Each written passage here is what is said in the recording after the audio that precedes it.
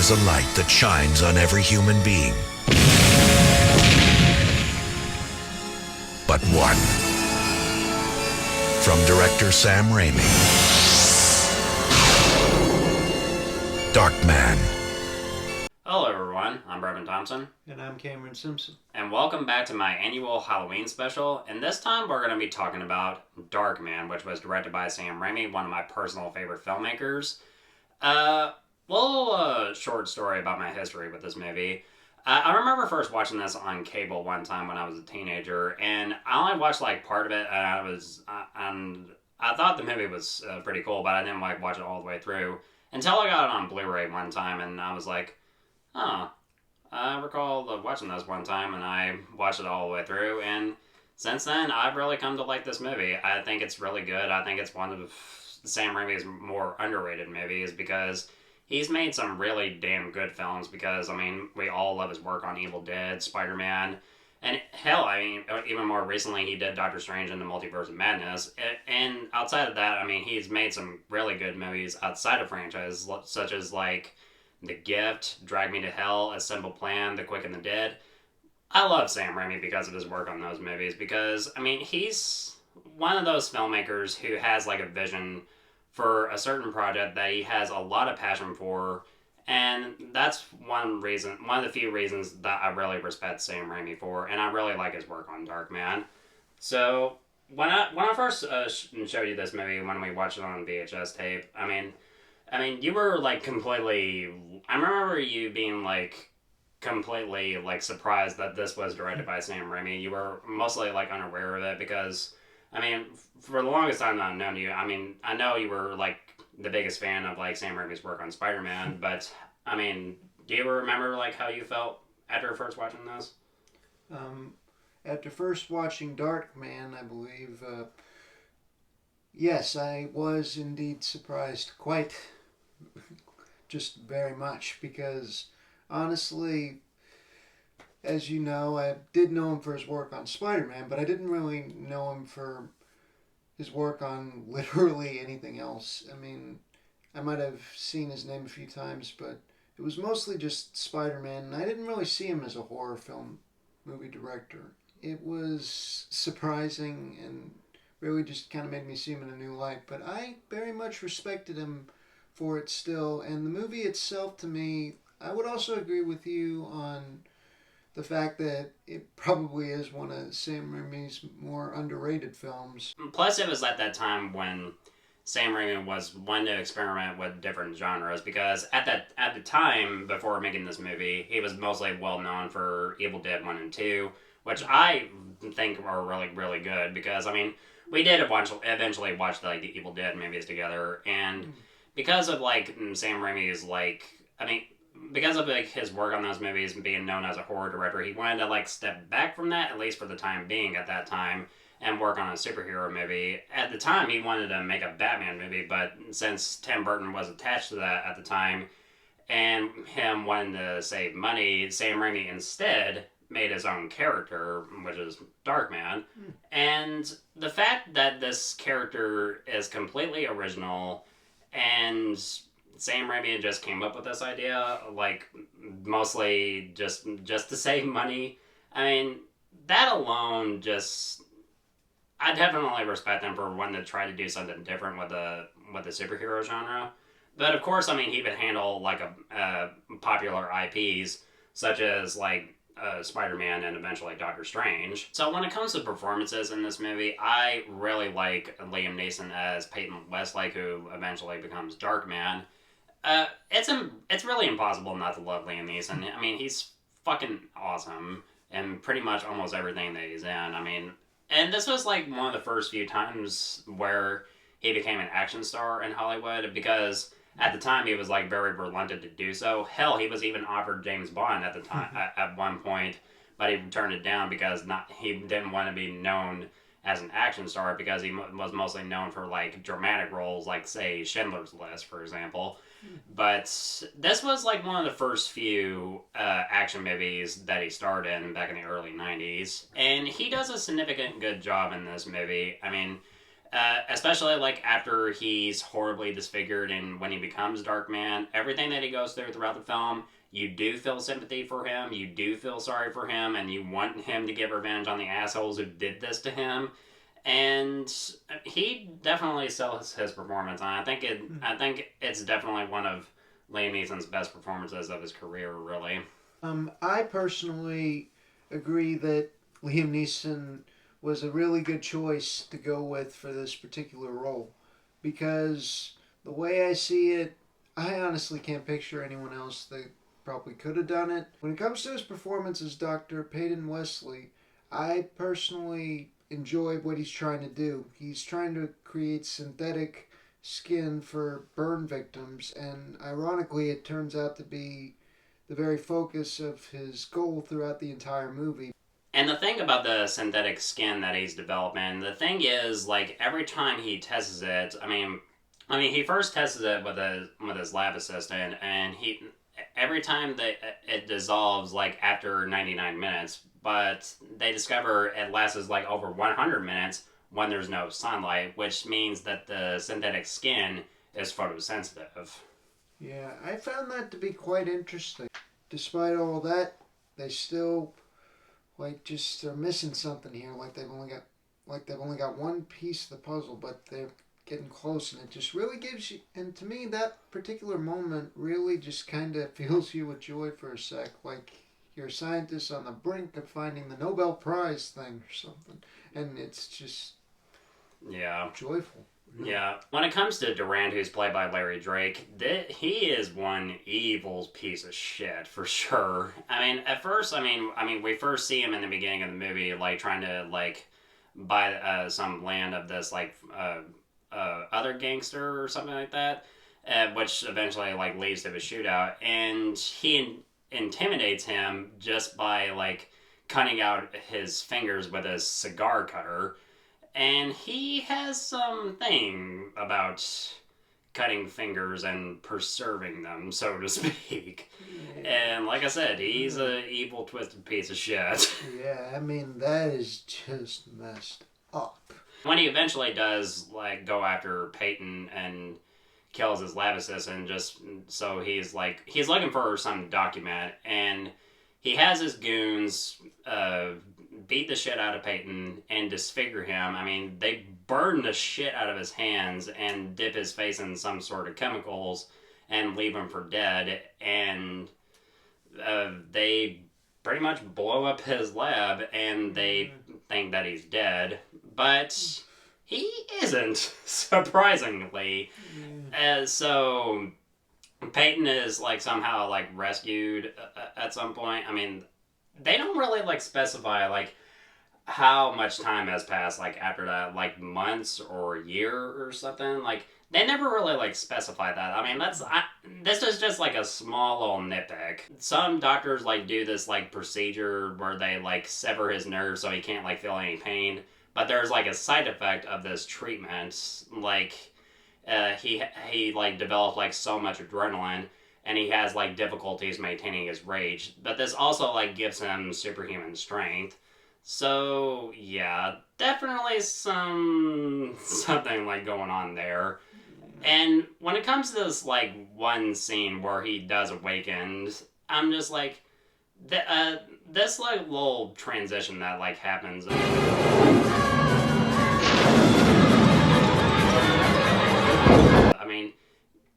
Sam Raimi would eventually like reuse this in a way, but better in his first Spider-Man movie.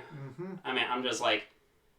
I'm like, yeah, I have recognized that from Spider-Man. Yeah, I definitely see like a similarity, like an uncanny similarity between that and the transformation scene in Spider-Man 1. Although, if I had to point out one difference, I'd probably say a little freakier, I guess. This was like in the early '90s, so but it's still very cool and quite creative. It just, I don't know, it just seems like the right word to use for it. But I like that aspect. It shows that Sam Raimi stuck with some of his original ideas when it came to both movies. Yeah, and him, when it comes to Peyton, like, trying to, like, get his life back together, I mean, that's, like, one aspect that you really want for his character, given, like, all this shit that he's just been through just recently. I mean, he wants to get back with his girlfriend, Julie, played by Frances McDormand. She and Liam Neeson have really good chemistry, and I really like I really like them in this movie. They, to me, are definitely the type of couple you just want to see get together. Then something like what happened with Peyton just really assures you that It's probably not gonna go well. either that or it's just not going to happen. But still, it gives you, it lets you stay hopeful that maybe he'll find a way through it. Yeah. And it's quite a good reason to keep going. I personally enjoyed that aspect. When it comes to Darkman starting his path for revenge, I mean, him taking out these assholes that did this to him, I mean, it's really satisfying. And how he develops like his disguises using his like synthetic skin with technology and everything like that, and just like him taking pictures of like the people he wants to like take shape of, so to speak. Or just impersonate. Really. Yeah, just to impersonate them. I'm just like, yeah.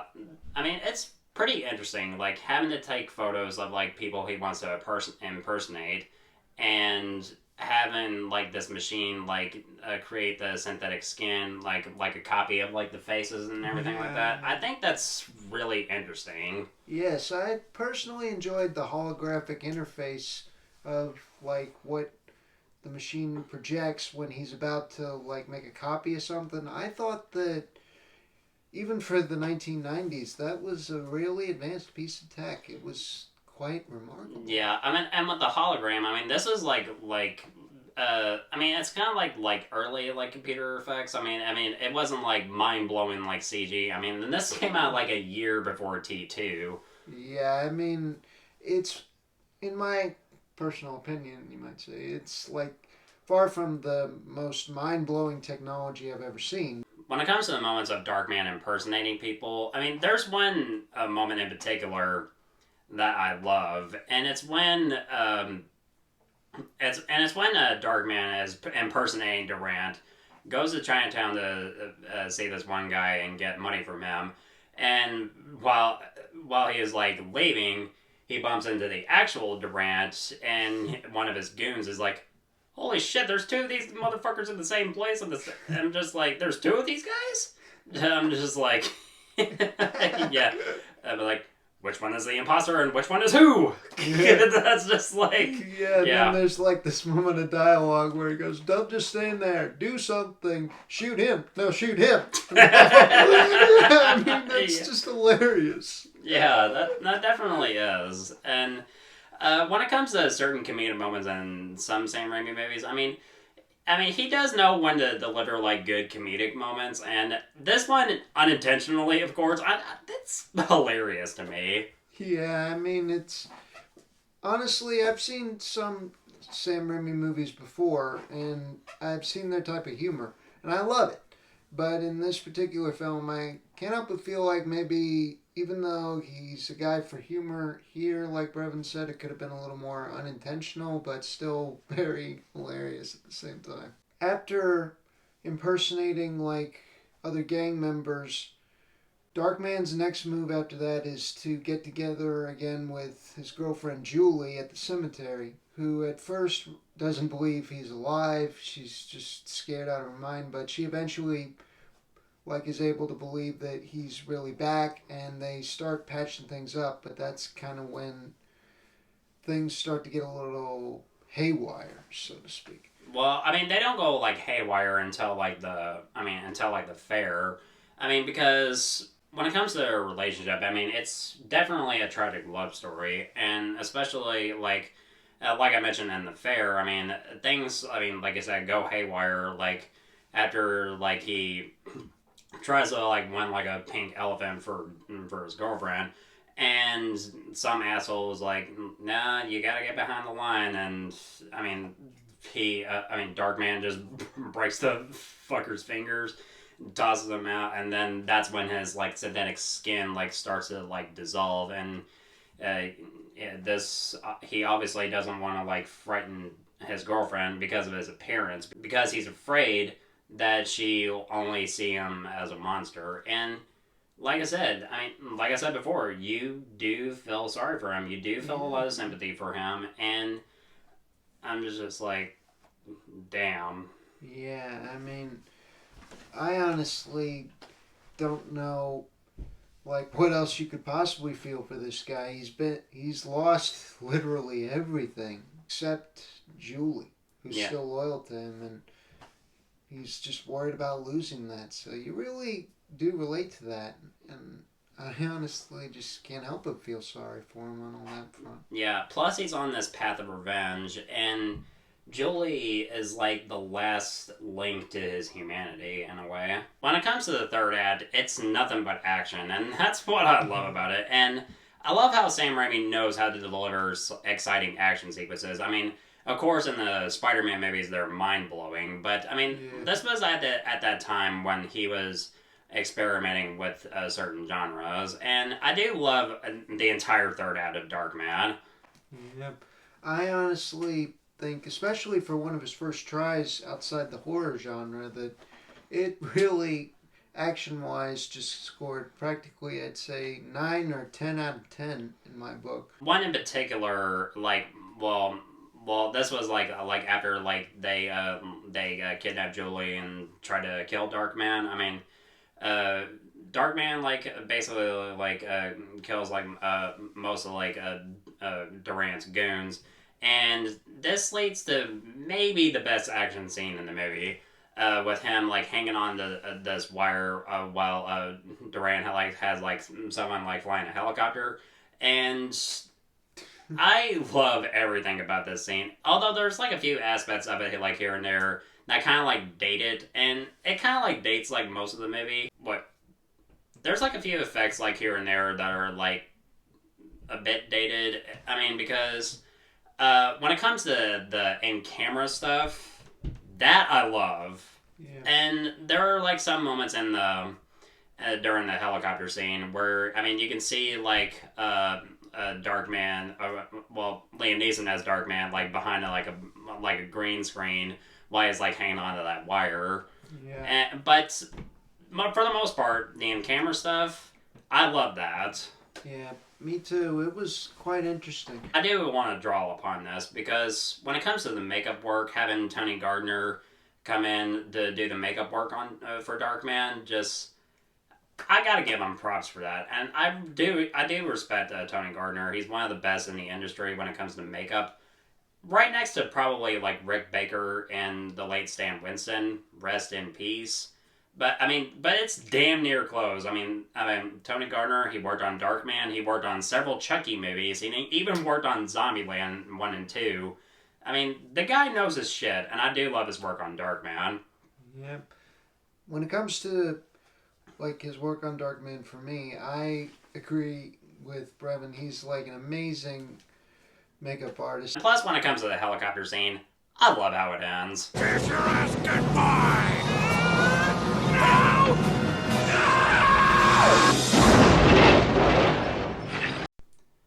Another thing I like about Darkman is the score done by Danny Elfman. This was one of the first few collaborations between Danny Elfman and Sam Raimi. And when it comes to Danny Elfman's score on Darkman, it's a pretty damn good score, much like most of his superhero scores like Batman and of course Spider-Man. But this is definitely one of his best, but I wouldn't go so far as to say it's his best. I would say Batman is still his best, but when it comes to this score, pretty damn good. And then after that, we get our final battle between Darkman and the main villain, Strack, who I would have to say is probably the least interesting out of the two main villains, because even though, he's he's a big threat for Darkman, and he proves to be quite a fighter, and he's been the guy pulling the strings behind Durant the entire time. I would mostly say that Durant is mostly Darkman's main nemesis, as he caused Peyton's disfigurement and caused most of his pain, and plus, like I mentioned, an evil piece of shit. Yeah. I think Brevin's right on a lot of fronts. Like when it comes to Durant being the like main villain of the whole thing, probably because they had like more fights in there than the other guy did with Darkman. But at the same time, I think it's safe to say that it's pretty much just open to interpretation because there's like a lot of people out there, I think, that would say that the person who hired the goon to do the deed is kind of even worse than the goon himself because, you know, the deeds fall on the person who hired him just as much and vice versa. But at the same time, I guess it really just depends on who's watching it and what they think it is. So I guess the most way to go about it is just leave it open to interpretation.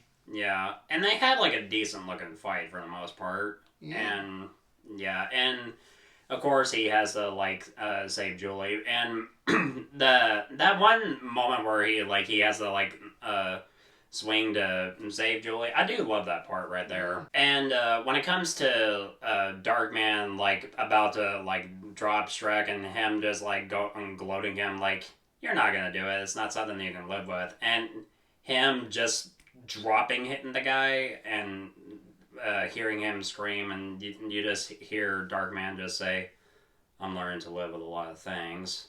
Just like that kind of like shows how much the character has changed throughout the course of the film. Yeah.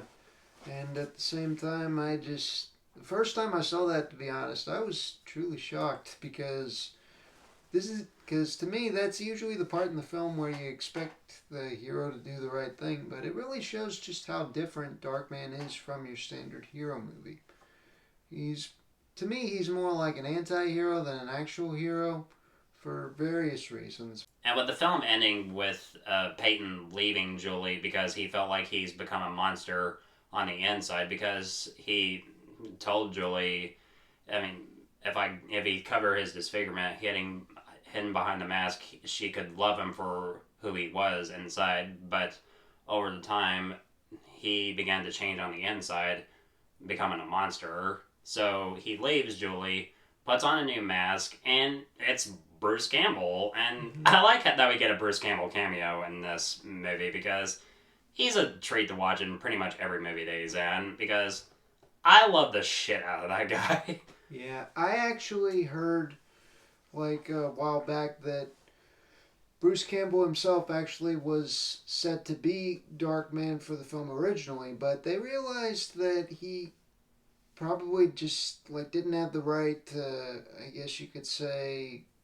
personality for the type of person they were planning to go for. That's why they cast Liam Neeson instead. But as a compromise, they decided to make him have a cameo in the film as the last mask Darkman puts on. And I personally am thankful for that. I feel like it wouldn't be a Sam Raimi film without an appearance from Bruce Campbell and his car that briefly showed up in the helicopter chase scene. Yeah. Yeah, but And the voiceover that we hear from Liam Neeson saying, "I'm everyone and no one, everywhere, nowhere. Call me Darkman." That's just like, now that's how you end a movie. yeah, I mean, it just really sends a chill down your spine, I think, and really gets you pumped for any possible sequels. Yeah, and speaking of which, there were 2 direct-to-video sequels. I mean, they didn't release these in theaters, and I honestly never had a chance to, like, check out the sequels, other than, I mean, because I mostly heard, like, a lot of mixed things about the sequels. Although, I'm intrigued to check them out purely out of curiosity, and that's my take on the sequels. So I haven't watched them, but I'm intrigued to check them out of curiosity. Yeah.